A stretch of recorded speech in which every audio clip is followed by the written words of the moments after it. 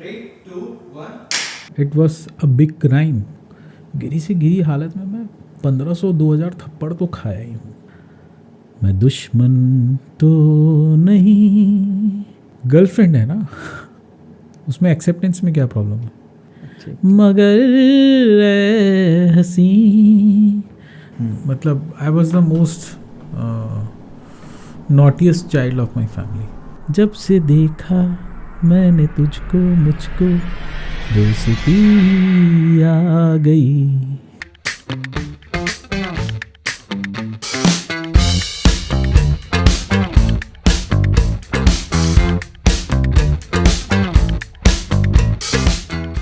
ये पॉडकास्ट का main topic ही है रैंडम कन्वर्सेशंस. और सबसे पहले मैं ये जानना चाहूँगा कि आज हम लोग बैठे कहाँ पर हैं. विरल, ये जो है ये है बीएसपी का senior secondary school sector 10. Bhilai steel plant की भिलाई के अंदर जो स्कूल्स हैं उसमें से एक फ्लैगशिप स्कूल है ये, जो बीएसपी मैनेज करती है. और यू विल वंडर कि इस स्कूल में स्कूल के जो एलुमनाइज हैं, जैसे हम लोग हैं, ये एक ऐसा स्कूल है जहाँ पे एलुमनाई एसोसिएशन के लिए एक ऑफिस डेडिकेटेड है. It's a good thing. Yes. और ख़ास चीज़ इसमें ये है कि स्कूल के इंसेप्शन से जो बैचेस रही हैं और अब तक की जो बैचेस हैं, ये सारे के सारे लोग इसमें जुड़े हुए हैं किसी न किसी तरह से. अभी जो ऑफिस बेयरर्स हैं हम लोग एलुमनाई एसोसिएशन के, तो this is the only association which is registered under firms and societies act. अच्छा. हाँ. तो इसमें जो ऑफिस बेयरर्स हैं, इसमें 1979 बैच के सीए राकेश डोडी जी हैं जो ट्रेजरर हैं, और मेरा डेट ऑफ बर्थ 1978 है. ओह. तो आप सोच के देखिए कि इतने डाइवर्सिफाइड एज ग्रुप के जो लोग हैं वो स्कूल के साथ वापस जुड़ने की कोशिश कर रहे हैं. And the only idea is giving something back to the school, जो हम कुछ सब हर कोई करना चाहता है कुछ ना कुछ. तो एक प्लेटफॉर्म हमने क्रिएट किया हुआ है, and that is all about alumni association. और ख़ास चीज़ ये है कि एलुमनाई एसोसिएशन जो फॉर्म हुई, इट वाज आफ्टर 50 ईयर्स. हमने 50th ईयर जो गोल्डन जुबली सेलिब्रेशन था, जिसका नाम कारवां रखा था, हम लोगों ने इसको, जो एसोसिएशन ने इसको ऑर्गेनाइज़ किया था. तो उसके एक महीने के अंदर 26th and 27th was are कारवां, दिसंबर 2021. और जनवरी 27th को हमारा जनवरी 27th 2022 हमारा एसोसिएशन रजिस्टर हो चुका था. तो ऑब्जेक्टिव्स क्या हैं इस एसोसिएशन के, मैं ये जानना चाहूँगा. ऑब्जेक्टिव्स बहुत हैं. जनरली जो बच्चे बीएसपी स्कूल में पढ़ते हैं, इसमें एक आरटीई का ऑप्शन है जिसमें राइट टू एजुकेशन में बच्चे पढ़ते ही हैं. इसके अलावा भी ऐसे सोशली और इकोनॉमिकली जो बच्चे बैकवर्ड हैं और जिनको आरटीई की सुविधा नहीं मिल पाती है, उनके लिए स्कॉलरशिप्स अरेंज करना, उनकी पढ़ाई के लिए स्कॉलरशिप्स अरेंज करना. Senior secondary school sector 10 Bhilai के जो एलुमनीज हैं, बहुत ही, you go to any area of the globe, you will find one or the other alumni. तो ये जो एलुमनीज हैं, इनके गेस्ट लेक्चर्स, इनको बुला के बच्चों के बीच में लेके आना, मोटिवेशन जो बच्चों को मिलता है कि हमारे सीनियर्स, सुपर सीनियर्स और जो to next level grandpa grandma level के जो सीनियर्स हैं, उनको हम मोटिवेशन के लिए लेके आए. अभी ये जो प्रेसिडेंट है हमारे विल्सन मामन, वो एलुमनाई हैं, उनकी बेटी भी स्कूल की एलुमनाई है. ओहो. ऐसे कई केसेस हैं हमारे पास. आप भी क्लास फर्स्ट से हैं यहाँ पर? नहीं, ये school this was a higher secondary school. तो इसमें ऐसा था कि क्लास बीएसपी के पास अलग अलग एरियाज़ में मिडिल स्कूल्स हुआ करती हैं और उन मिडिल स्कूल्स से जो बच्चे पढ़ के आगे निकलते हैं उनके लिए सीनियर स्कूल्स जो हैं वो बीएसपी की सेक्टर 10 स्कूल है, वन ऑफ द स्कूल। वैसे सेक्टर 4 भी है, सेक्टर 7 भी है और भी कई स्कूल्स हैं, लेकिन सेक्टर 10 स्कूल में जो आसपास के बच्चे 9th ऑनवर्ड्स यहाँ पढ़ने आते हैं। ये है। तो 9th 10th 11th 12th के लगभग सभी स्ट्रीम्स के बच्चे यहाँ पढ़ते हैं।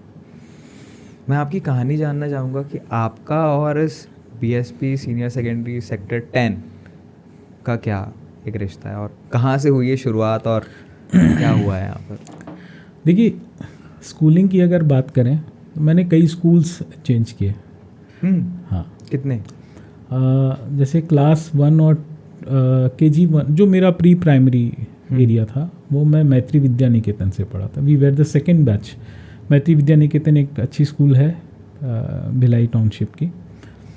तो फिर उसके बाद फिर मैं क्लास 1 से क्लास 3 तक MGM स्कूल में पढ़ा। MGM, हाँ। ओके। फिर उसके बाद क्लास 4 में EMMS मरोदा में था, English medium middle school Maroda. लेकिन तब तक हम सेक्टर 10 में, क्योंकि क्वार्टर्स हुआ करती थी, बीएसपी की जो एम्प्लॉयज़ हैं वो क्वार्टर्स में रहते थे। हाँ। तो जैसे जैसे क्वार्टर्स चेंज होते गए तो सेक्टर 10 में हमको क्वार्टर मिला। तो sector 10 English medium middle school sector 10 जो था सबसे नियर मोस्ट स्कूल था। तो फिर हमने ट्रांसफ़र लिया यहाँ पे English medium middle school sector 10 में क्लास 5 से क्लास 8 तक पढ़ाई की। क्लास 8 के बाद मुझे आज भी याद है ये चीज़ कि जनरली स्कूल्स में जब ट्रांसफ़र होते हैं तो हायर स्कूल्स में एडमिशन्स के लिए जब आते हैं तो पेरेंट्स साथ में रहते थे। लेकिन मुझे याद है कि मैं अकेला आया था और ऑफिस से फॉर्म कलेक्ट करके ले गया था, मम्मी को दिखाया था। मम्मी मेरी वर्किंग है, she was working at that time, Bhilai steel plant में जॉब करती थी। तो उन्होंने ओके फाइन, और जो भी परसेंटेज रहती है उसके आधार पर हमको सेक्शंस मिल जाते थे। मतलब we were like I was an average student. तो जो सेक्शंस बनती थी जनरली ABCD, ये जो सेक्शंस रहती थी ये एकदम मेरा F सेक्शन था। तो ये इस तरह से स्कूल में मेरा एडमिशन हुआ। और अभी तो स्कूल बहुत बदल गया और एक एक्साइटमेंट हुआ करता था स्कूल में। हम आ रहे थे, हाई स्कूल में आ गए हैं, और दोस्त जब साथ में रहते थे सोचते थे स्कूल टाइम कब ख़त्म होगा। We were really fed up of our uniform. एक स्काई ब्लू कलर की शर्ट और नेवी ब्लू कलर की pants, black shoes, most common जो बीएसपी का एक ड्रेस था, यूनिफॉर्म था, उसको पहना करते थे। और सैटरडेज़ के दिन white shirt and white pant, pure white रहता था सब। ये क्लास 12 तक हमने मेंटेन किया इसको। तो स्कूल के साथ तो बहुत यादें जुड़ी हैं। मैं दो I was not good in studies but I was okay with my sports area. Okay. तो 10th क्लास में हैंडबॉल खेलना चालू किया हमने। इसी स्कूल से आगे एक और स्कूल है जस्ट बगल में ही, वहाँ पे हैंडबॉल का ग्राउंड हुआ करता था। यहाँ पर नहीं था उस टाइम? नहीं, इस मतलब it was same compound. Okay. एक ही कंपाउंड था। तो हम प्रैक्टिस करते थे। और मुझे याद है उस समय हमारे स्कूल में जो स्पोर्ट्स टीचर थे चौहान सर थे। काफ़ी फ्रीडम था हम लोग को प्रैक्टिस कर। पहन के आते थे? हाँ, वो चश्मा पहन के आते थे। हाँ, चश्मा वगैरह पहन के आते थे। एंड तो कई चीज़ों में हम लोग इन्वॉल्व रहते थे। मुझे एनसीसी में, मैं 9th में जब था तब मैं एनसीसी ज्वाइन किया था। एनसीसी में मुझे याद है कि एक ही स्कूल से 2 बच्चे आरडीसी गए थे, वो इसी स्कूल से गए थे। 2 मेरे फ्रेंड्स हैं, आनंद केकरे और जसप्रीत सिंह सोहल। ये दोनों गए थे आरडीसी कैंप में, रिपब्लिक डे परेड का जो कैंप होता है 26 जनवरी। हाँ, it was and the thing was कि एक स्कूल से 2 बच्चों का सेलेक्ट होना बहुत बड़ी बात थी हमारे बैच में। उसके बाद मुझे उतना आइडिया नहीं कि कितने बच्चे गए हैं आरडीसी में और किस संख्या में गए हैं, लेकिन जो 2 बच्चे गए थे वो अचीवमेंट था। बेस्ट कैडेट भी जो कैंप्स लगते थे हमारे एनुअल ATC कैंप्स रहते थे, एनुअल ट्रेनिंग कैंप, तो उसमें मेरे को याद है हमारे SK मिश्रा सर थे जो स्कूल के NCC ऑफिसर थे। सर ये आप पूरे सही नाम बता रहे हैं, आपकी मेमोरी बहुत शार्प है। नहीं एकदम याद है मुझे सारे के सारे नाम। सारे के सारे नाम। आपके ग्रेड्स कैसे आते थे, मतलब आप फेल हुए हो कभी? हाँ फेलियर हुआ हूँ मैं। हाँ, it's a good thing to accept. हाँ कि मैं हुआ हूँ फेलियर हुआ हूँ मैं। कब? 11th में फेल हुआ था। 11th में मैंने बताया 10th में आई स्टार्टेड प्लेइंग हैंडबॉल। हाँ। तो एक जुनून था खेलने का। तो मुझे ऐसा याद है कि 6 घंटे कम से कम प्रैक्टिस करते थे। 6 घंटे कम से कम? हाँ। मॉर्निंग 6 to 8:30 9 और इवनिंग 4 to 7:30 8, जितना खिंचा है। तो वो जुनून ऐसा था ना कि किसी चीज़ में इंटरेस्ट नहीं था मुझे, सिर्फ खेलने का मन करता था सुबह शाम। मुझे याद है कि मैं जो पोजीशन खेलता था इट वाज पिवेट प्लेयर बोलते हैं जो, तो उसमें गिरना बहुत पड़ता है, डाइव मारना। अगर सही ढंग से आप गिरे नहीं तो आपके जो हाथ पैर हैं टूट जाएंगे, कहीं ना कहीं कुछ हो जाएगा। तो you have to place yourself in such a way कि आप जब गिरो तो रोल होना है आपको, उसकी प्रैक्टिस करने हम लोग आते थे। कैलकुलेटेड रिस्क के आसपास है टर्म। आपको पता है कि लाइफ में गिरना पड़ता है, बट आपको पता होना चाहिए ना कब गिरना है कब उठना है। हाँ, गिर रहे हैं तो गिर के कैसे संभले, ऐसा गिरे कि और तुरंत संभल जाए आप, वो बहुत इंपॉर्टेंट पार्ट था और उसका प्रैक्टिस हमें करना पड़ता था शुरू में। आप रोज़ गिरते थे मतलब 6 घंटे? रोज गिरता था मैं। रोज़ अगर गेम खेल रहे हैं गिरते थे, और हाँ। नहीं तो हमारे कोच थे गुरदीप सिंह। तो गुरदीप सिंह जी तो अगर एक गलती हुई तो हमें फ्रंट रोल मारना रहता था, तो उसमें तो फिर गिरना ही है ऑब्वियस है।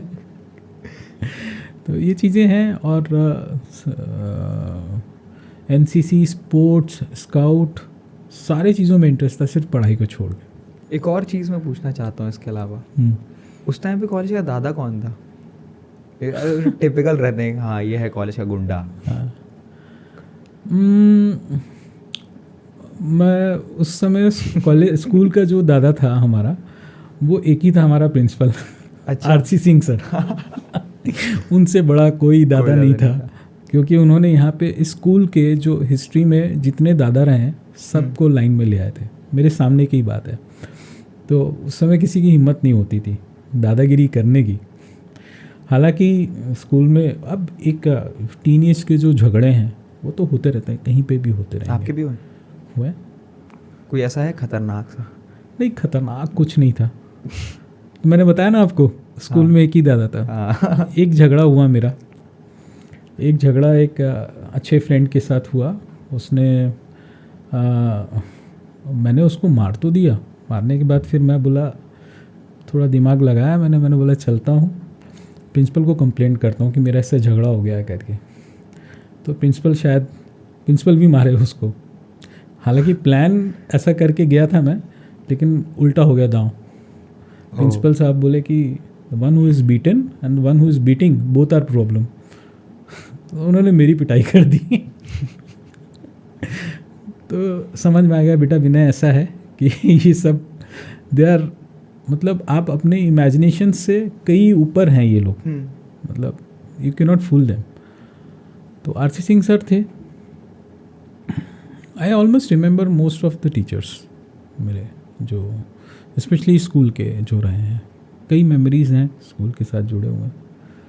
आपका स्कूल के बाद फिर आपका कॉलेज यहीं से हुआ है बाहर से हुआ है? नहीं, अब हुआ ये कि जैसे मैं 11th में फ्लंक किया तो उस समय कॉमर्स लिया हुआ था। फिर बोले सबसे इजी सब्जेक्ट आर्ट्स।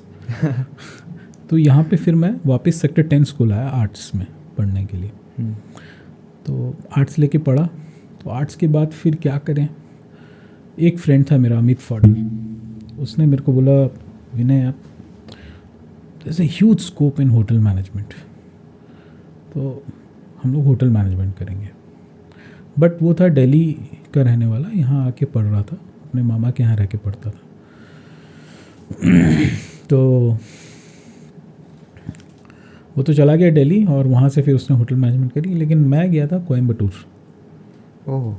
कोयम्बटूर में रहा 3 साल. 3 साल वहाँ पे होटल मैनेजमेंट किया. BSc in catering science and hotel management 3 साल का कोर्स था. अच्छा, my mother was very confident कि मैं अगर पढ़ूँ तो बहुत अच्छा पढ़ सकता हूँ. पढ़ूँ तो? हाँ, there was a condition there. लेकिन मेरे साथ दिक्कत ये थी कि मैं एक जगह बैठ नहीं सकता था. अपने टाइम के रणबीर कपूर थे मतलब आप? हाँ, अब ये बोल सकते हैं. With dark complexion actually. तो हुआ ये कि मेरे साथ ऐसे कई इंसिडेंट्स हुए हैं जहाँ मैं एग्ज़ाम देने बैठा हूँ, 3 घंटे का पेपर है और एक 45-50 नंबर्स के आंसर्स मैंने सॉल्व कर लिए, आंसर लिख लिया. अब मुझे बैठने की इच्छा नहीं होती थी इसके बाद. मतलब हाँ, आई नो आई पास तो हो जाऊँगा, इसके आगे लिखने की ज़रूरत नहीं. मतलब दैट इज़ इनफ. आपको पता था कि उतने नंबर तो मिल ही जाने हैं? मिल ही जाएंगे. I was very confident. उसके बाद मैं बैठ नहीं पाता था उस जगह पे. मेरे को बैठने में बड़ी घुटन होती थी आपको भी? हाँ, मतलब रेस्टलेसनेस रहता था कई बार. मुझे ऐसा लगता था कि जो अचीव करना वो कर लिया. मतलब मेरा जो अचीवमेंट था वो ये नहीं था कि मेरे को मेरिट में आना या I should be the topper. But later जब मैंने एकेडमिक्स ज्वाइन किया, जब पढ़ाना चालू किया, तो होटल मैनेजमेंट से आप पढ़ाने का ये कैसे चेंज हुआ?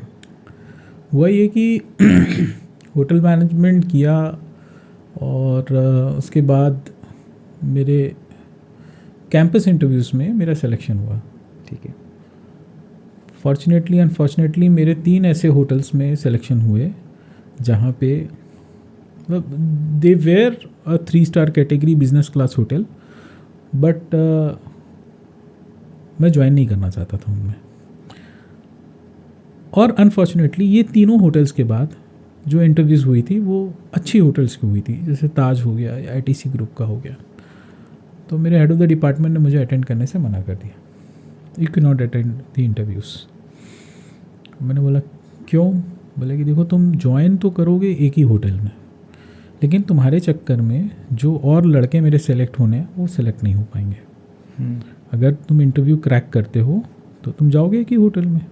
तुम्हारे पास 3 ऑफर्स हैं, उसमें से किसी एक ही में ज्वाइन करोगे. लेकिन अगर सपोज़ होटल के पास वैकेंसी 8 या 10 स्टूडेंट्स को लेने की है, वो तो आप कट कर रहे हो. एंड ही वॉज प्रैक्टिकली मतलब सही भी था, वो करेक्ट भी था. मुझे प्लान करके सोच के कैंपस इंटरव्यूज़ अटेंड करनी चाहिए थी, लेकिन नहीं किया. मैंने फ्लो में करते चले गए और हो भी गया. पहला जॉब मेरा लगा था द रेजिडेंसी होटल कोयम्बटूर, और बेकरी एंड कन्फेक्शनरी में मेरे को प्लेस किया गया था. मेरा इंटरेस्ट भी उसी में था. आपको पेस्ट्री बनाना आता है? हाँ. सबसे अच्छी पेस्ट्री कौन सी लगती है आपको? वैसे तो मुझे जो मिक्स फ्रूट की पेस्ट्री रहती है वो पसंद है, जैसे फ्रूट गार्डन वगैरह, जो फ्रूट फ्लेवर्स रहते हैं. I am a big fruit eater in fact. मतलब फ्रूट्स मुझे बहुत पसंद है खाने पीने में. सर भिलाई वाले मेरे ख्याल से काफ़ी फ्रूट लवर्स होते हैं. हाँ, मेरे मामा के यहाँ भी आम के बगीचे वगैरह हैं. वो लोग साल भर आम का कुछ ना कुछ तो खाते ही रहते हैं. अचार, पापड़, जैम, जो भी है. तो पेस्ट्रीज आता है बनाना मुझे. और अब I am to core academics. तो आपका कहना ये था कि मैं एकेडमिक्स में कैसे आया. हाँ. फिर होटल में काम करते करते, होटल में जो जनरली जो 5 स्टार होटल्स होते हैं उसमें जो स्किल्ड एम्प्लॉयज़ रहते हैं वो अनएजुकेटेड रहते हैं. Specially way back in the year 2000 जब मैं होटल मैनेजमेंट करके निकला था, तब की बात बता रहा हूँ आपको. उस समय जनरली जो लोग काम कर रहे हैं उसमें जो I joined as a management training, तो मुझे ये समझ में आया कि ये सब जो है अपने स्किल्स के बेस पे वहाँ पे काम कर रहे हैं. They were not educated most of them. और जो सुपरवाइजरी लेवल के लोग रहते हैं और जो मैनेजर लेवल के लोग रहते हैं वो पढ़े लिखे होते हैं, या तो वो डिप्लोमा किए हुए रहते हैं या तो वो डिग्री किए रहते हैं होटल मैनेजमेंट का। तो उस समय कुछ ऐसे सिचुएशंस आए जहाँ पे हमको सिचुएशन हैंडलिंग सिखाया जाता था, और सिचुएशन हैंडलिंग में ट्रेन करके फिर हमें नीचे ट्रेनिंग देना पड़ता था। ओके, पास ऑन करना पड़ता था। तो दैट्स हाउ मुझे ऐसा समझ में आया कि मेरा इंटरेस्ट टुवर्ड्स मोर एकेडमिक्स है। तो एक इंटरव्यू निकला उस समय, Hanifa institute of hotel management and catering technology, ये था कन्याकुमारी में। ओके। तो 2001 मैं कन्याकुमारी ज्वाइन किया इस होटल मैनेजमेंट कॉलेज में, और मैं लगभग 2006 तक कन्याकुमारी में था, पढ़ा रहा था। बच्चों से कभी दिक्कत आई सर आपको पढ़ाने में? हाँ, बच्चों से दिक्कत आई, क्योंकि मैं जस्ट पढ़ के निकला हुआ फ्रेशर एकदम, और आई वाज शॉर्ट टेम्पर, बहुत शॉर्ट टेम्पर रहता था। हाँ। बच्चे भी एकदम जस्ट, उनको भी एक्सेप्टेंस में टाइम लगता है, ये तो सर टाइप दिख नहीं रहा है, भैया टाइप दिख रहा है टाइप से। हाँ। तो जनरली वो एक ईगो क्लैश रहता है, कैसे एक्सेप्ट करें। बट बच्चों ने एक्सेप्ट किया ओवर टाइम। और ठीक चला, ऐसा दिक्कत नहीं रही उतनी ज़्यादा। शुरुआत में एक आध मेरे को इवन ऐसा भी सिचुएशन आया है कि there was a strike to remove me. ऐसा क्या कर दिया था सर आपने, या उन्हें ही दिक्कत थी? नहीं, थोड़ा सा फिजिकल हो गए थे। हाँ, मतलब बच्चों से के साथ जो बातचीत हुई थी उसमें। ओके। तो उस चक्कर में बच्चे कुछ अगेंस्ट हो गए थे मेरे, और उन्होंने बोला कि बाहर करना है, इनको बाहर करना है बोले तो। लेकिन जो कॉलेज के ओनर थे और जो प्रिंसिपल थे, दे न्यू कि गलती मेरी नहीं है करके। They knew to manage the entire scene. तुरंत बच्चों को बोला 2 मिनट का टाइम हम दे रहे हैं, जो कॉलेज के अंदर है वो अंदर है, जो बाहर है हमेशा के लिए बाहर है। तो सारे बच्चे अंदर आ गए। कितनी आइकॉनिक लाइन है ये। तो ये सब चीज़ें, बट फिर मुझे भी समझ में आया कि बच्चों को हैंडल करने का तरीका थोड़ा अलग रहता है। You can not be always strict. तो एंगर इश्यूज थे आपको पहले? थे। कैसे कोप अप किया आपने? मतलब समझ में कैसे आता है कि हाँ मुझे गुस्सा है, मुझे गुस्से में नहीं रहना है, या कब इतना गुस्सा दिखाना है, कब इतना गुस्सा नहीं दिखाना है? मैं समझ नहीं पाता हूँ। नहीं, जनरली मुझे एक चीज़ ये समझ में आया कि गुस्से का आउटपुट जो है ना, वो प्रोडक्टिव नहीं रहता कभी। गुस्से से आप काम नहीं करवा सकते किसी से। मुझे अगर किसी से है ना, मतलब इन सम कोर्स ऑफ टाइम मेरे को ये समझ में आया कि मेरा अप्रोच किसी के प्रति कैसा है, उससे वो काम करेगा। I have change a lot of job, कई जगह जॉब चेंज किए मैंने, बहुत चेंजेस हैं मेरे जॉब में। तो इन सब जगह मेरे को एक ही चीज़ समझ में है, अगर मुझे काम करवाना है किसी से तो उससे प्यार से ही काम करवाना पड़ेगा, और किसी का काम करके भी देना है तो प्यार से ही करके देना पड़ेगा। साइकिल है सर ये। साइकिल है। एंड और ये मेरे को क्लियर कट समझ में आता है कि if your employ is not satisfied, मन से काम नहीं कर रहा है तो नहीं। अभी मैं आपको अभी की केस बताता हूँ। शंकराचार्य ज्वाइन किया मैंने, एक ट्रेंड था वहाँ पे कि 4:45 बजे लोग पंच के पास खड़े रहते हैं कि हमें जाना है, क्योंकि 4:45 is the punch out time से निकल जाना है।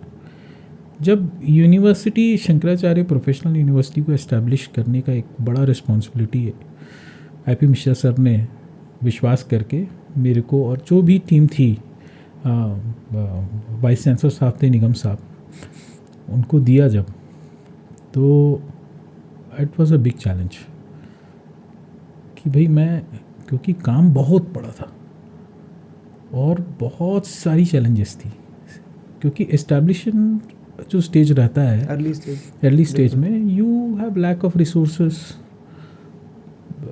लैक ऑफ फंड, सारी चीज़ें रहती है और मैनेजमेंट को सब चीज़ें टाइम टू टाइम होना है। स्ट्रीमलाइन चाहिए। तो इट वाज टफ।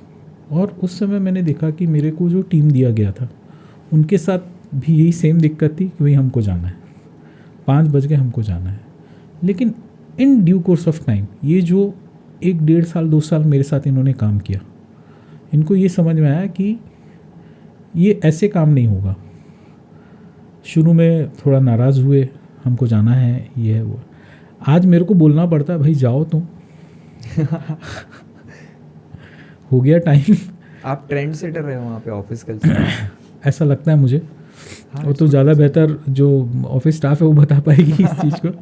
लेकिन हाँ, दे स्टे बैक। मैंने उनको रिस्पॉन्सिबिलिटी दी और उन्होंने रिस्पॉन्सिबिलिटी को बहुत बेहतरीन तरीके से किया। गलतियाँ हुई, that is a human error, होती है सब जगह, बट मैंने एक्सेप्ट किया उस चीज़ को। तो आपकी लाइफ मुझे काफ़ी मतलब कुछ पॉइंट ऑफ प्लान्ड भी लगी है बट काफ़ी हद तक अनप्लान्ड लगी है। तो आप Unplanned। किस में बिलीव करते हैं? देखिए, आई वुड से कि जो लाइफ आपकी रहती है उसको आप प्लान कर ही नहीं सकते। You can just pretend to plan it. या मतलब आप उसको एक चीज़ सोच सकते हैं कि हाँ भाई मेरे ये टारगेट है और मैं यहाँ पहुँचता हूँ। You find out people, there are an number of people जो कुछ करना चाहते थे और कुछ और कर गए। हाँ सर, जनरली ऐसे ही होता है। तो मुझे ऐसा लगता है कि हाँ, अब प्लानिंग वाली स्टेज में अब हूँ मैं। अब मैं प्लान कर पा रहा हूँ, अब मैं सोच पा रहा हूँ कि हाँ मुझे आगे क्या करना है, क्या नहीं करना है, and I am working on it. पहले नहीं था ऐसा। पहला बिकॉज जनरली क्या होता है कि अब जैसे हम काम कर रहे हैं तो 2 सेक्टर्स हैं, गवर्नमेंट सेक्टर है और एक प्राइवेट सेक्टर है।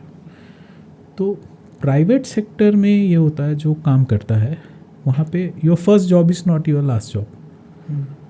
अब होटल इंडस्ट्री में ब्रेड बनाने वाला आज की डेट में, आई एम टॉकिंग अबाउट 2000, आज 2023 में श्री शंकराचार्य प्रोफेशनल यूनिवर्सिटी का डिप्टी रजिस्ट्रार है।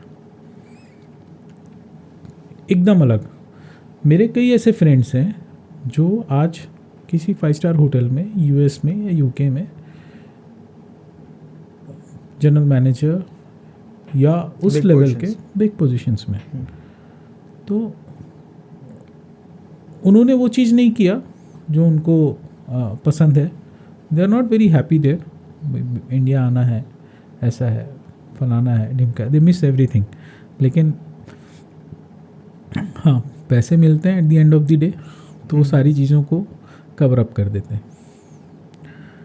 I am happy with my family, my kids, mother. BSP के सेम क्वार्टर में रह रहा हूँ, जो जहाँ मतलब मुझे याद है कि क्लास 5 से अब तक मैं बीएसपी के सेम उसी क्वार्टर में हूँ। Memories, lot of memories. तो भिलाई को बनते और चेंज होते मैंने देखा है अपनी आंखों से। मुझे आज भी समझ में आता है कि जब हम लोग नेहरू नगर जाते थे, खाली ग्राउंड हुआ करता था, कुछ भी नहीं था। आज नेहरू नगर में क्या नहीं है। नेहरू नगर से आगे स्मृति नगर जाने की कोई सोचता ही नहीं था। 1997 की बात कर रहा हूँ मैं। 97 में Smriti Nagar was not established, तो कुछ समझ ही नहीं आता था कि क्या है बॉस। लेकिन आज देखिए स्मृति नगर से भी आगे निकल गया है कई जगह। तो ऐसा है। आप पुराने भिलाई को मिस करते हैं या आपने नए भिलाई को भी एक्सेप्ट कर लिया है? देखिए, एक्सेप्ट करने के अलावा और कोई ऑप्शन बचा ही नहीं है हमारे पास। एक्सेप्ट ही करना है, सिचुएशंस को और लाइफ को एक्सेप्ट करना है जैसे ही है। दैट इज, आप ये नहीं सोच सकते कि भाई अगर मैं एक्सेप्ट नहीं करूं तो क्या होगा। कुछ भी नहीं होने वाला। कुछ नहीं होने वाला। मेरे पास कोई ऑप्शन थोड़ी ना बचता है। I have to accept them. जैसा है भिलाई। कॉलेज आपका कैसा रहा? कॉलेज तो बहुत ही यादगार रहा। कॉलेज में एज कम्पेयर टू स्कूल? हाँ, okay.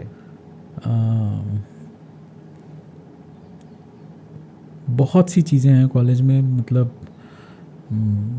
I was the joint secretary of the college union. First year में एक ही पोस्ट रहता था, और सबसे बड़ा चैलेंज था कि उस समय जब हम कॉलेज ज्वाइन किए थे उस समय रैगिंग बैंड नहीं था। अच्छा, एंटी रैगिंग बॉडीज भी नहीं कुछ भी नहीं बनी थी, ओके। ज़्यादा कुछ नहीं था।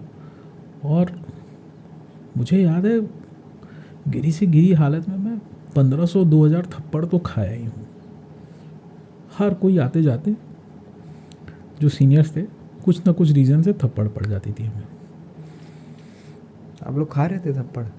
कोई ऑप्शन नहीं था भाई, पेरेंट्स ने इतने पैसे इन्वेस्ट किए थे उस समय, तो आपने रेसिप्रोकेट क्यों नहीं किया? मतलब देखो, एक ऐसा सिचुएशन आता है कि आप नहीं कर सकते।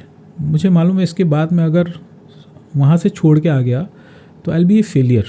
भिलाई एक छोटी जगह है, और एक मिडिल क्लास फैमिली के जो बच्चे हैं वो कहीं बाहर पढ़ने जा रहे हैं तो पीपल लुक ऑन यू। एक एक्सपेक्टेशन रहता है कि ये बाहर गया है पढ़ने के लिए, और मैं फेल होके आना नहीं चाहता था। एक्चुअली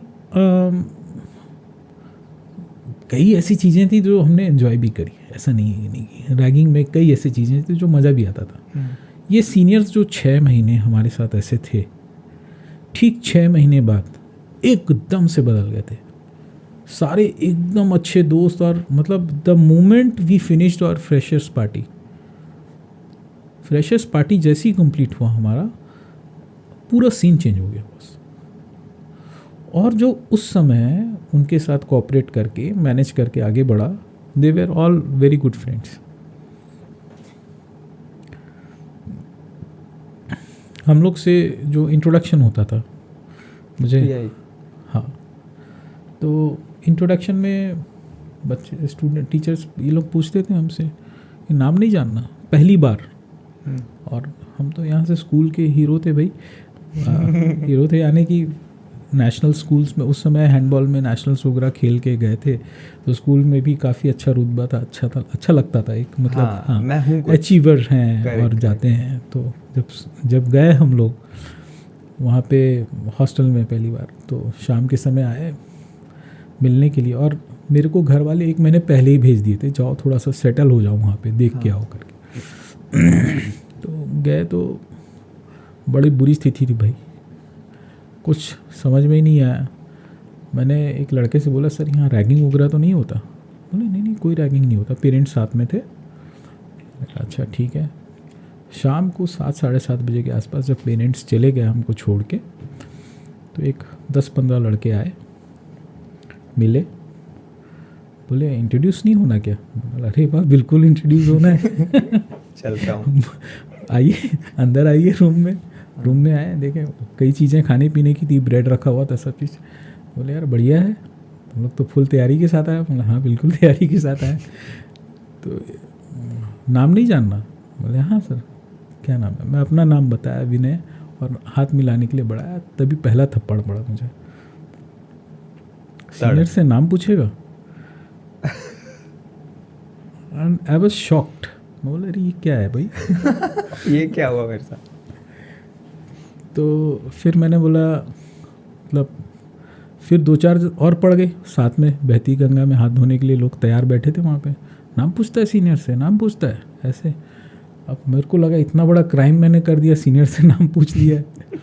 बोले सीनियर से नाम पूछने का तरीका हम तुमको सिखाते हैं करके, और उन्होंने हमको सिखाया।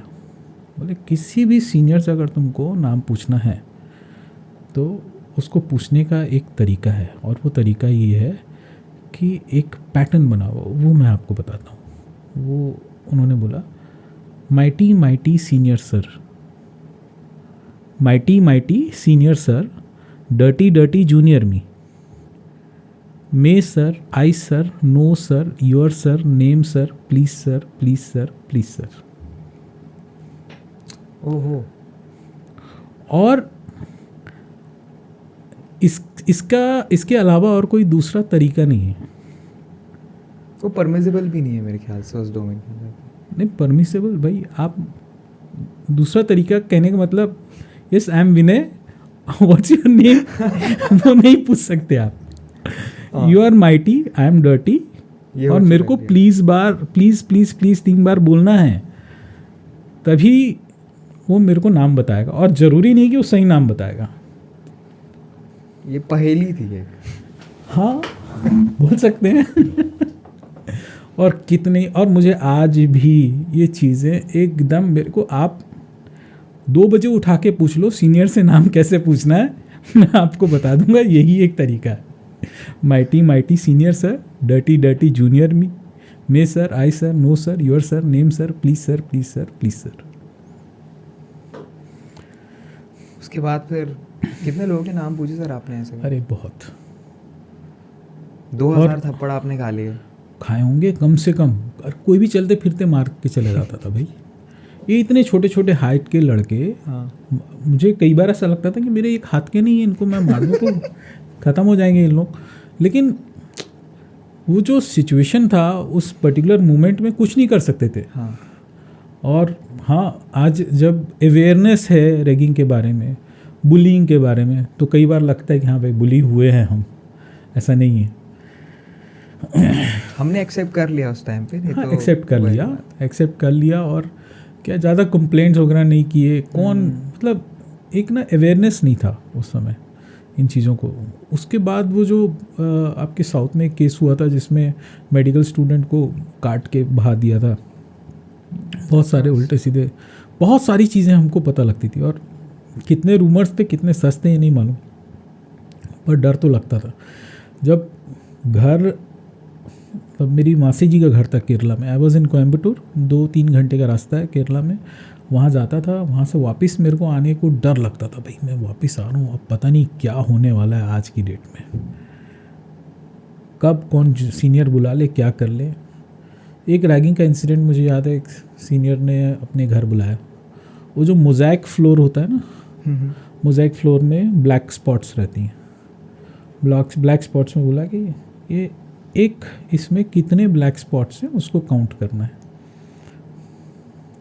हमने काउंट करना चालू किया. कहीं पहुँचे होंगे 70-75 में. बोले 75 हो गया? बोले हाँ. 50 कहाँ था? कौन सा नंबर था 50th? और हम करते भी थे वो चीज़ें लिटरली. मतलब वो था ऐसा एक नेक्स्ट लेवल. वहाँ से जो आप बोलते हैं ना कि गुस्सा आना, एंगर, वो चीज़ें समझ में आने लगी मुझे. और आज मैं एक चीज़ जानता हूँ, जनरली आदमी का गुस्सा जो निकलता है अपने से कमज़ोर के ऊपर निकलता है. हमेशा. तो वो ना करें. प्रॉब्लम का रूट कॉज समझ में आ जाए तो अपने आप चीज़ें सॉर्ट आउट हो जाती हैं. कई चीज़ें ऐसी रहती हैं जो हमारे कंट्रोल में हैं और कई हमारे कंट्रोल के बाहर है. उसको तो कुछ नहीं कर सकते जो कंट्रोल की बाहर की चीज़ें हैं. सर मुझे भी मेरे ख्याल से जब गुस्सा आता था, वो हम लोग की तरफ पे है कि अगर गुस्सा आ रहा है तो बच्चे को मोती की माला पहना दो. क्यों? क्योंकि मोती शीतल होता है, शांत होता है. मैंने ही पहनी. अब उससे भी कुछ हो नहीं रहा था. तो एक दिन ऐसे ही मेरे गुरुजी हैं, मैं अपनी फैमिली के साथ वहाँ पे गया हुआ था. फिर उन्होंने बताया कि विरल, जब भी कभी गुस्सा आए या आने वाला हो, समय को चुरा लो. मैं तो छोटा सा था उस टाइम पे, 8-9-10 साल का होऊंगा. तो मुझे बाद में समझ में आया, टेक आउट अ मोमेंट, कि हाँ थोड़ी देर के लिए सोच लो कि सब चीज़ें अब रुक गई हैं. अब एक बार थोड़ा सा थॉरो एनालिसिस कर लो कि क्या मेरा बोलना सही है, क्या मुझे रिएक्ट करना सही है, और क्या मेरे रिएक्ट करने के बाद में क्या क्या हो सकता है. तो फिर मेरे ख्याल से थोड़ा सा क्लैरिटी आई और फिर गुस्सा कम हो गया. गुस्सा तो आज भी है मेरे को, ऐसा नहीं है. आता है, बराबर आता है, और बहुत गुस्सा आता है. और कई बार रिएक्शंस कम हो जाते हैं. कोई एक्सेप्ट करने वाला व्यक्ति अगर है मेरे को, तो उसके ऊपर शायद मैं रिएक्ट करूं कि भाई हाँ, मेरे रिएक्शन से उसको फ़र्क नहीं पड़ रहा है, और फ़र्क पड़ भी रहा है तो वो मेरे को वापस नॉर्मली एक्सेप्ट कर पा रहा है. तो उनके साथ फैमिली. आपकी फैमिली में कौन कौन? मेरी फैमिली में अभी मेरे साथ जो रहते हैं, मेरी मदर है, मेरी वाइफ है, 2 बच्चे हैं, सिस्टर है, सिस्टर का बेटा है। ओके। हम लोग सब साथ में ही रहते हैं। आपके बच्चे स्कूल में? स्कूल में है, एक क्लास 2 में है और एक क्लास 8 में है। बड़े अच्छा, हाँ 8th, एक और किसमें, सॉरी मैंने आपको रोक दिया।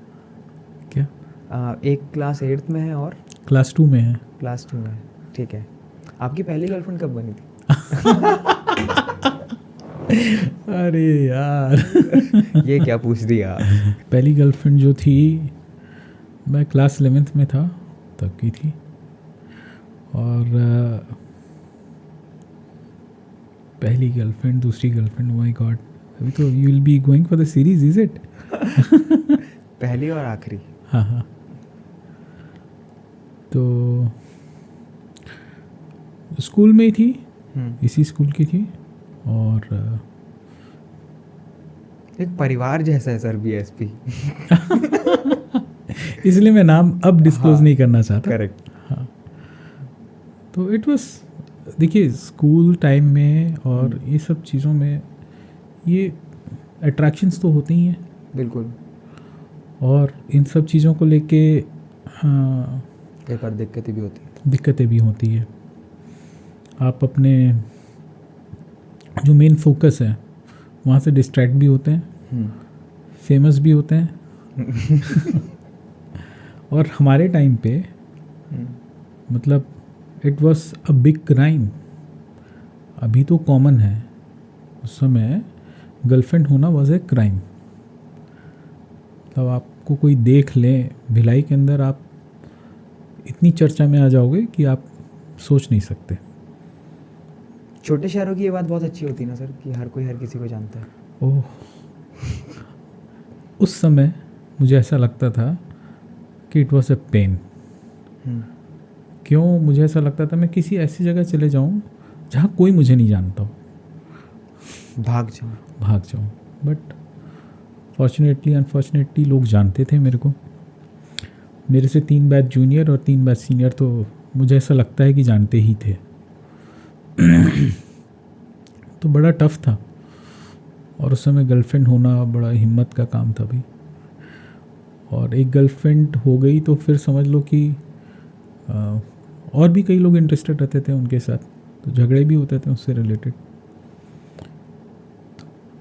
चीज़ें हुई लेकिन बहुत ज़्यादा कुछ। सर डू यू एग्री, एक रिलेशन जो आते हैं स्कूल में, वो लड़के को लौंडा, ये जो एक वॉल्यूशन है, वो होने में काफ़ी हेल्प करते हैं कहीं ना कहीं। मेरे ख्याल से जिम्मेदारी भी हो जाते हैं, अगर हाँ लड़ाइयाँ हो रही हैं तो भाई संभाल लेगा, ये होगा, काफ़ी कुछ होता है। देखो, हर एज के बाद एक एक रिस्पॉन्सिबिलिटी बढ़ती जाती है। और हर एज के साथ जो सिचुएशंस आप डील करते हैं और जो एक्सपीरियंस आपके पास आता है, उससे आप या तो रिस्पॉन्सिबल हो जाते हैं, या तो संभल जाते हैं, या तो बर्बाद हो जाते हैं। तो by the grace of God ऐसा रहा मेरे साथ कि मुझे ऐसा लगता है कि हमने कई चीज़ें बहुत बार करी, लेकिन कभी एक क्रिमिनल नहीं बने, किसी बड़े क्राइम में हम नहीं गए। ये जो टसल होते हैं लड़कों के बीच में, झगड़े होते हैं, बस वहीं तक सीमित रह गया, उससे ज़्यादा नहीं रहा। टसल हुए आपके? हाँ हुए। आपको क्या बुलाते थे आपके 3 बैच सीनियर और 3 बैच जूनियर? नहीं, विनय ही बुलाते थे। नहीं, विनय दादा नहीं? नहीं, दादा नहीं बोलते थे। अन्ना बोलते थे। अन्ना बोलते थे? अन्ना इसलिए बोलते थे क्योंकि मैं बैकग्राउंड साउथ इंडियन था, इसीलिए। आज भी बोलते हैं। डू यू एक्सेप्ट, मतलब आपका चाइल्ड, उसकी कोई गर्लफ्रेंड होगी तो? मैं तो बोलता हूँ बॉस, अभी मेरा जो बेटा है, बड़ा वाला लड़का राज से मैं कई बार पूछता हूँ, भाई तेरे फ्रेंड्स हैं? मेरे को मिला, अभी बर्थडे था इसका रिसेंटली, February 17 को। तो मैंने बोला कि तेरे कोई स्कूल से फ्रेंड्स आ रहे हैं? नहीं, आसपास नहीं रहते। अरे आसपास वाली कोई बात ही नहीं है, तो इनवाइट तो कर। नहीं, मैं फैमिली के साथ सेलिब्रेट करना चाहता हूँ। तो इट इज़ लाइक दैट। हाँ, गर्लफ्रेंड होगी तो एक्सेप्ट करेंगे भाई, क्यों नहीं करेंगे। गर्लफ्रेंड है ना, उसमें एक्सेप्टेंस में क्या प्रॉब्लम है? She is a friend who is a girl. Sir ये डिलेमा को तोड़ना चाहिए ना मेरे ख्याल से, गर्ल फ्रेंड ये एक जो बना हुआ है. हाँ, तोड़ना चाहिए बिल्कुल. और हमको ना ओपन माइंडेडली इन चीज़ों को एक्सेप्ट करना चाहिए. ऐसा इंडियन पेरेंट आप इसे एक्सेप्ट करेंगे और या फिर just as an Indian parent हम क्यों नहीं एक्सेप्ट करेंगे? जब राधा को और कृष्ण को एक्सेप्ट किया गया था तो हम क्यों नहीं करेंगे? पवित्रता थी. हाँ. सर राधा कृष्ण से बहुत मुझे एक अच्छा टॉपिक मिला है. प्यार को जस्टिफाई शब्दों में किया जा सकता है नहीं, ये मैं पूछना चाहता हूँ.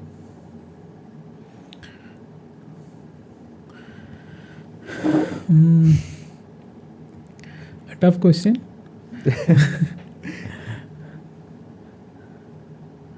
शब्द जिनको बोलना नहीं आता. अब एक एग्जाम्पल मैं बता रहा हूँ. प्यार को शब्दों में कभी जस्टिफाई नहीं किया जा सकता, मुझे ऐसा लगता है. क्यों?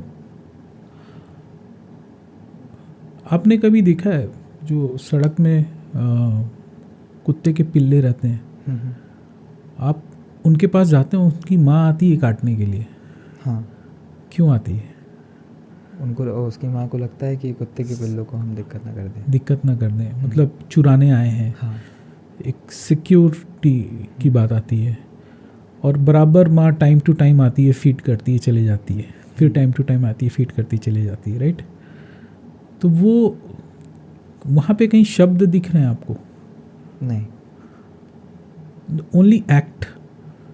जो आपका जेस्चर है, जो आपका एक्ट है, दैट इज़ इम्पॉर्टेंट. शब्दों में तो चीज़ों को कौन बोल पाता है? कवि बोल पाता है, लेखक बोल पाता है, शायर बोल पाता है. और हर इंसान शायर नहीं होता, हर इंसान कवि नहीं होता, हर इंसान लेखक नहीं होता. लेकिन प्यार तो रहता है उसको. उसकी भी गर्लफ्रेंड कभी ना कभी रही होती है. राइट.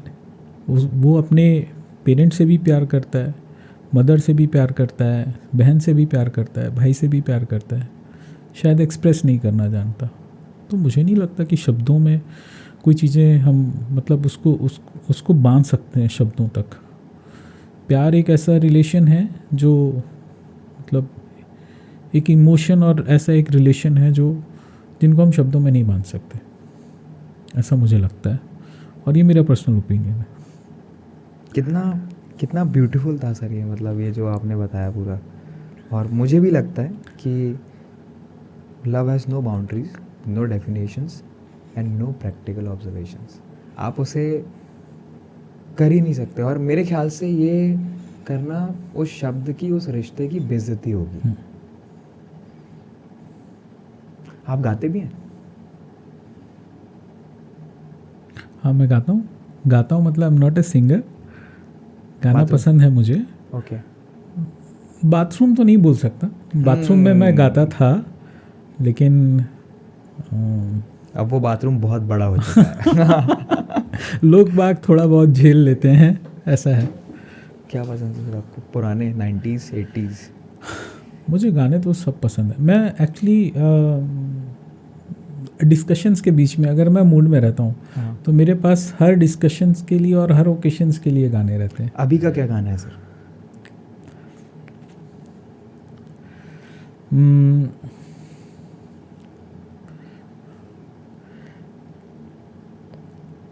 अभी का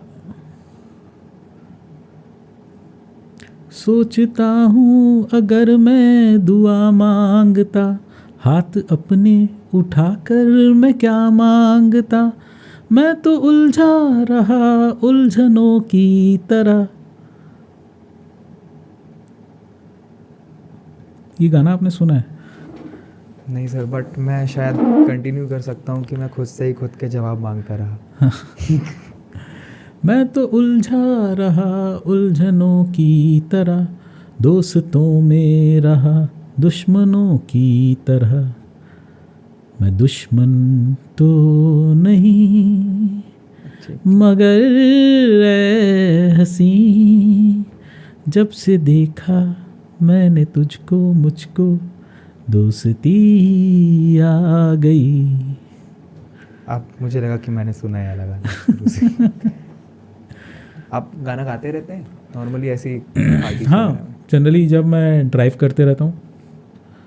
कितना ऑनेस्ट आंसर है कि मुझे बहुत अच्छा लगा है कि हाँ मैं गाते रहता हूँ, जनरली मैं ड्राइव करते रहता हूँ तब। हाँ। ये सर क्योंकि कोई बताता ही नहीं ना। वो अगर कोई मुझसे पूछे कि मैं गाते रहता हूँ तो मेरा पहला आंसर तो ये होगा कि नहीं, और दूसरा आंसर होगा कि हाँ जब कोई ऐसा है, कहीं मीटिंग्स हैं, कोई जैमिंग सेशंस हैं तभी। बट ये तो मैं भूल ही जाता हूँ कि मैं जब गाड़ी चलाता हूँ तब मैं गाता हूँ। और जब मैं अकेला होता लगभग हूँ। रोज़ गाता हूँ। रोज़ मैं ऑफिस से घर से ऑफिस के लिए जब निकलता हूँ तो मैं रोज़ गाता हूँ। ये आपकी गो टू एक्टिविटी है? हाँ, यू कैन से। सर आपकी दिन की शुरुआत कैसे होती है और क्या आप स्पिरिचुअल भी हैं? हाँ, स्पिरिचुअल भी हूँ मैं।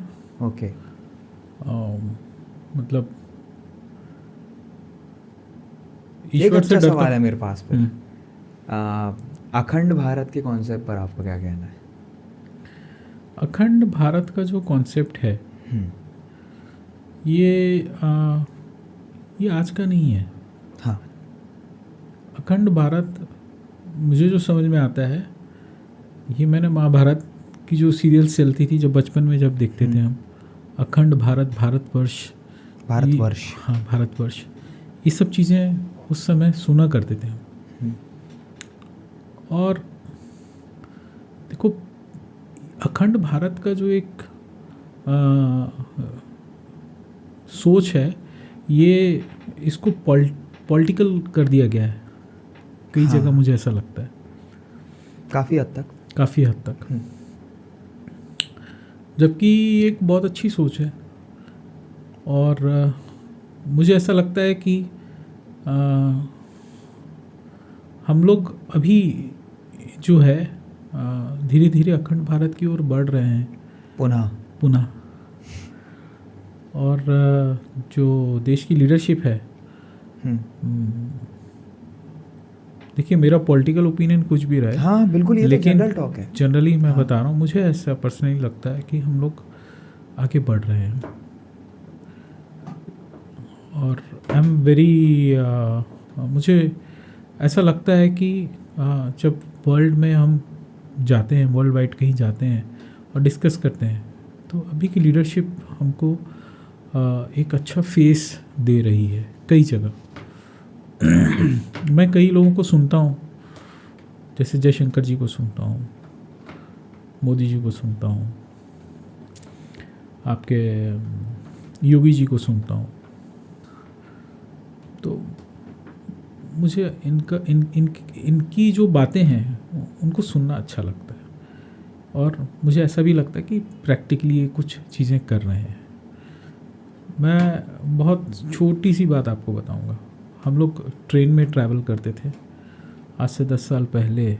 जब ट्रेन में ट्रैवल करते थे, पानी की बोतल रेडीली अवेलेबल नहीं रहती थी।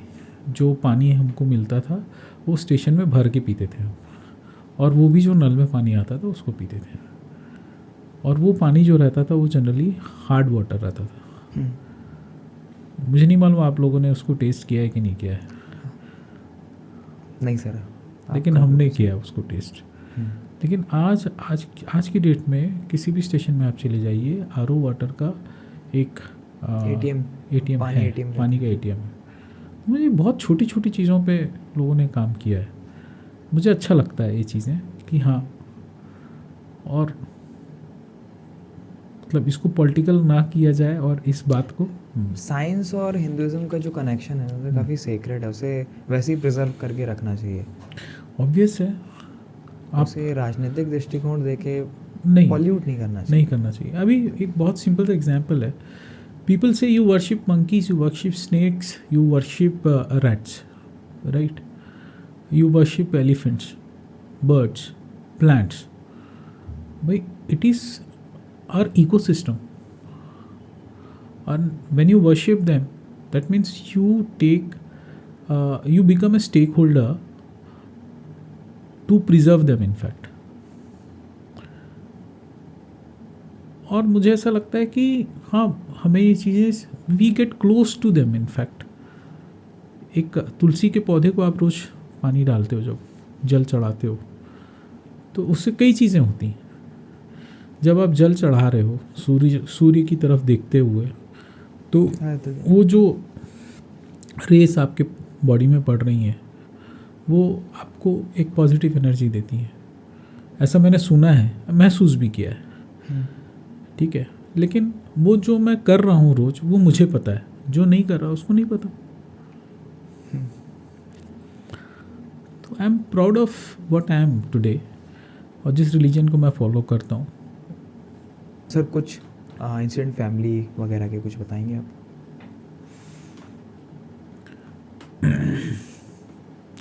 मैं मतलब I was the most naughtiest child of my family. मतलब ऐसा कहते हैं कि मेरे पूरे फैमिली में पापा मम्मी दोनों की तरफ से जो मेरे कज़िन्स हैं, उनके हिसाब से मेरे से ज़्यादा नॉटी कोई नहीं था करके। आज भी मेरे बच्चे भी नहीं हैं इतने नॉटी। हाँ, वो मैंने अभी देखा। हाँ, दोनों काफ़ी सीधे दिख रहे थे। सीधे नहीं है नहीं उतने, लेकिन नहीं अभी बराबरी में नहीं आए हैं अपने। मेरे जितने शैतान तो नहीं है नहीं थे। और एक इंसिडेंट मुझे याद आ रहा है कि हम जो बचपना रहा हम लोग का, हम लोग ये जो बीएसपी के क्वार्टर्स में रहते थे ना, तो बहुत बच्चे आसपास इकट्ठा होते थे और एक अलग ही दौर था। वो पावर कट्स थे, है ना। तो पावर कट्स होते हैं जैसे ही रात के सारे इकट्ठे हो गए साथ में, एक साथ सारे लड़के आसपास के इकट्ठा हो गए, कुछ खेल रहे हैं, कुछ मस्ती कर रहे हैं, कुछ गाने चल रहे हैं। और वो ज़माना था चित्रहार का। 8 बजे अगर पावर गोल हो जाए तो बड़ा दुख होता था। 8 बजे चित्रहार आया करता था उस समय। चित्रहार ये नहीं सुना ना आपने? नहीं, शक्तिमान से सुना है हम लोगों ने, हाँ, उसके पहले नहीं। चित्रहार कभी गूगल में सर्च करना आप, आपको पता लगेगा। ये एक 25 से 25 to 30 मिनट्स का एक एपिसोड हुआ करता था जो दूरदर्शन दिखाया करती थी। तो उसमें ये होता था कि जो बहुत ही पॉपुलर गाने होते थे वो दिखाए जाते थे उस ज़माने के। और मतलब 6 या 7 गाने रहेंगे और बीच में 10 ऐड रहेंगे।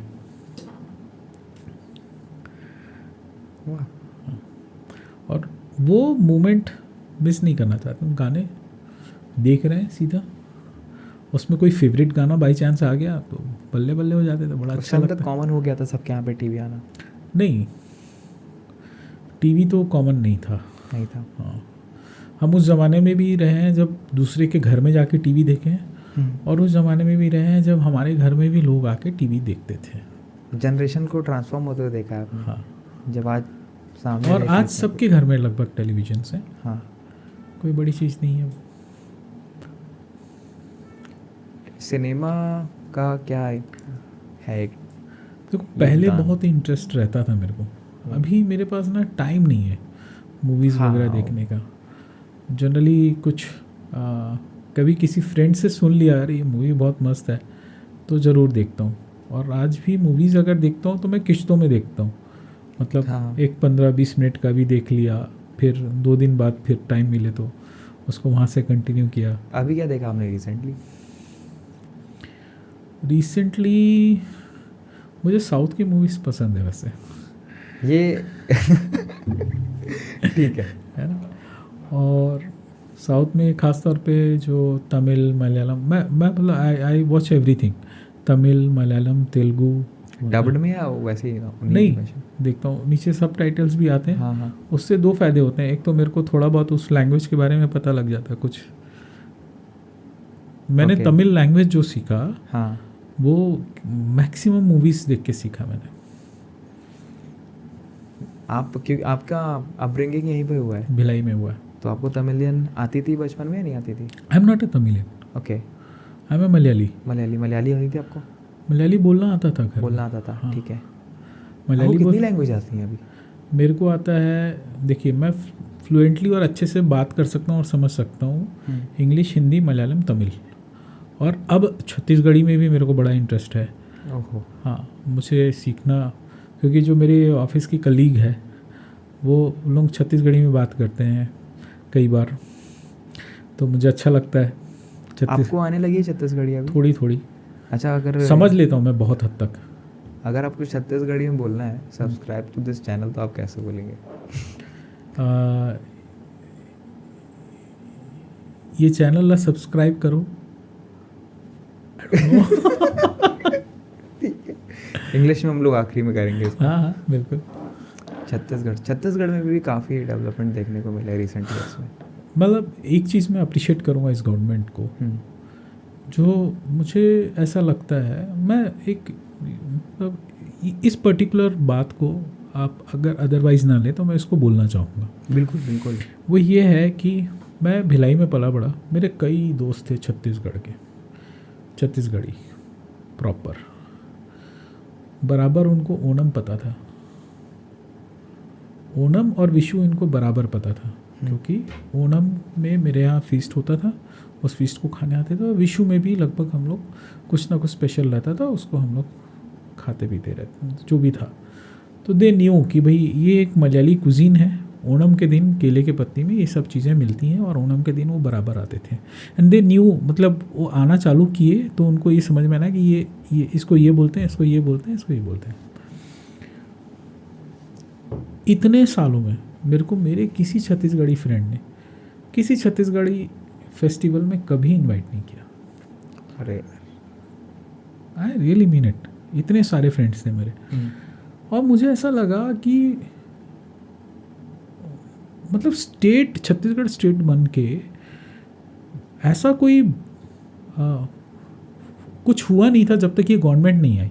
मतलब इन्होंने हॉलीडेज, जो फेस्टिवल्स हैं उसको हॉलीडेज़ के रूप में, हॉलीडेज़ दे के हॉलीडेज़ के रूप में उसको उन्होंने लोगों के बीच में लोकप्रिय बनाया।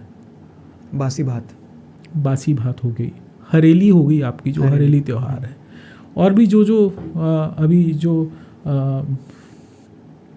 पोला होता है, पोला में वो बैल को लेके आते हैं। मैं आपको बता रहा हूँ, पिछले 2 सालों में मेरे को समझ में आया कि ये बैल जो रोड पे खड़े पड़े रहते थे, वो इसलिए रहते थे क्योंकि रोड पे डिस्प्ले लोग बेचने के लिए रखते थे, तो ये इस फेस्टिवल का है करके। आपको इससे पहले नहीं पता था? नहीं पता था, ना किसी फ्रेंड ने बताया, but this government has worked on this. हाँ, उन्होंने इस चीज़ को प्रमोट किया है, छत्तीसगढ़ और छत्तीसगढ़िया को प्रमोट किया है इन्होंने। तो ये चीज़ I would 100% appreciate of this particular government, कि उन्होंने बहुत अच्छा काम किया इस पर। इससे पहले किसी ने नहीं किया था, क्योंकि कोई जानता ही नहीं था कि छत्तीसगढ़ के अंदर क्या क्या फेस्टिवल्स हैं, और मुझे लगता है कि इसको और प्रमोट करना चाहिए। नो डाउट, कल्चरल डाइवर्सिटी बहुत है छत्तीसगढ़ के अंदर, उसे एक बूम पे लेके जाना। मुझे मालूम है, जैसे केरल में अगर ओणम है तो वहाँ 10 दिन की छुट्टी है बॉस, 10 दिन की छुट्टी है। They start celebrating, it's Onam, it's a festival. और ये फेस्टिवल जो है ना, एक कल्चर, जो फेस्टिवल्स होती हैं एक पर्टिकुलर, दिवाली दशहरा तो कॉमन फेस्टिवल है, हर जगह मनाते हैं। होली कॉमन फेस्टिवल है, बट अपने स्टेट की कुछ फेस्टिवल्स हैं उसको प्रमोट करना चाहिए। हाँ, and people should learn and cherish too, you know, connection होना चाहिए कि हाँ ये मेरा स्टेट का फेस्टिवल है, मुझे मनाना। हाँ, करेक्ट।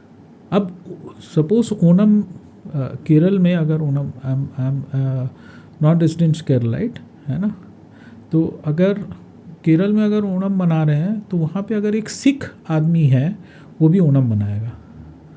आसपास का माहौल ऐसा है, भाई ओणम मनाऊंगा, राइट। वो चीज़ें यहाँ पे डेवलप होनी चाहिए, मुझे ऐसा लगता है। तो हो भी रही हैं। पर मुझे एक चीज़ ये समझ नहीं आई, आपके किसी दोस्त ने आपको बुलाया क्यों नहीं? पता नहीं। और जबकि मेरा बेस्ट फ्रेंड, बहुत अच्छा दोस्त बचपन का, वो भी छत्तीसगढ़ी। मैं उसको बोला भी हूँ, तू मुझे बुलाया नहीं कभी करके। ये ब्रॉडकास्ट में भी अगर आप किसी का नाम लेना चाहें तो बिल्कुल बोल सकते हैं, उनको देखेंगे तो हो सकता है कि नेक्स्ट टाइम पे। नहीं, ठीक है। Okay, so anyway it was fun meeting with you sir. Yes. बहुत इंसाइट्स मुझे मिली और बहुत सारा कंटेंट भी मिल गया।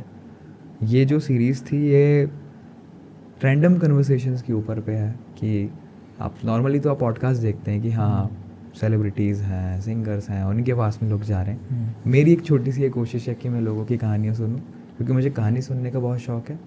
और दूसरी चीज़, मैं उनसे बातें करूं, क्योंकि मुझे बातें करने का बहुत शौक़ है।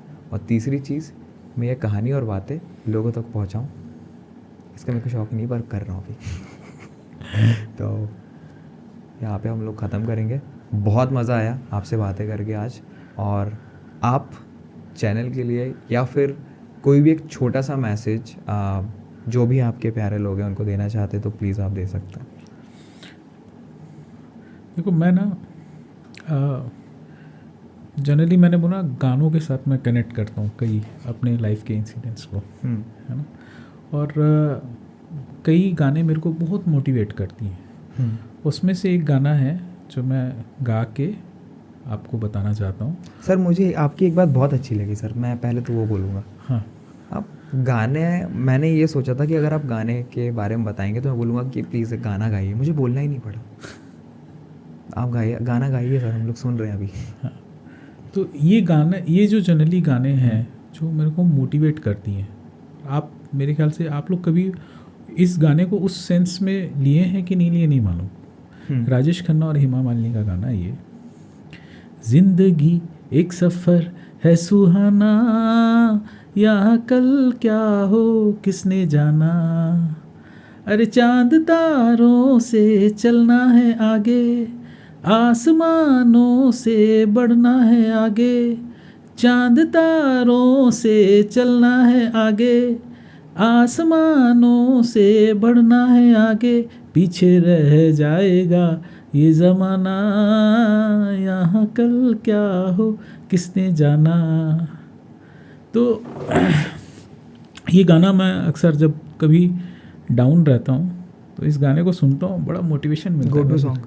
हाँ, काफ़ी आखिरी दो लाइन मेरा ध्यान अभी तक नहीं गया था। हाँ, पीछे रह जाएगा ज़माना, एक स्टेटमेंट है सर ये मोटिवेशन का। तो हाँ, नो डाउट।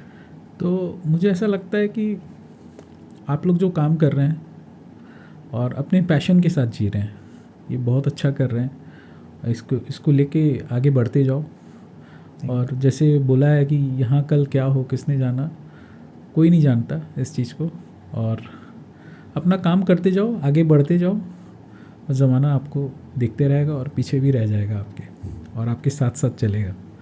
तो विद दिस मैसेज मैं जो कोई भी इस कन्वर्सेशन को और पॉडकास्ट को सुन रहा है उनको ये बोलूँगा कि इस चैनल को सब्सक्राइब करें, थैंक यू सर, लाइक करें। और मुझे ऐसा लगता है कि अभी तो अपनी बातचीत शुरू हुई है, बहुत सी बातें करने के लिए थी, मुझे भी अच्छा लगा। तो मैं तो बहुत सी बातें नहीं कर पाया आपके साथ, कभी और मौका लगेगा तो करेंगे।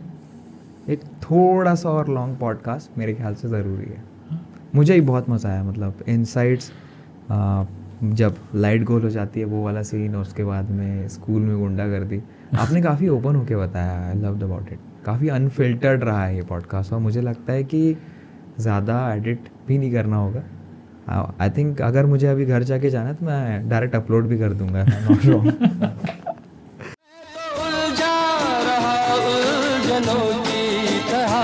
दोस्तों में रहा दुश्मनों की तरह, मैं दुश्मन तो नहीं। Hi, I am Vinay Pitambran and I don't know how else to be viral. Cut. Thank you sir.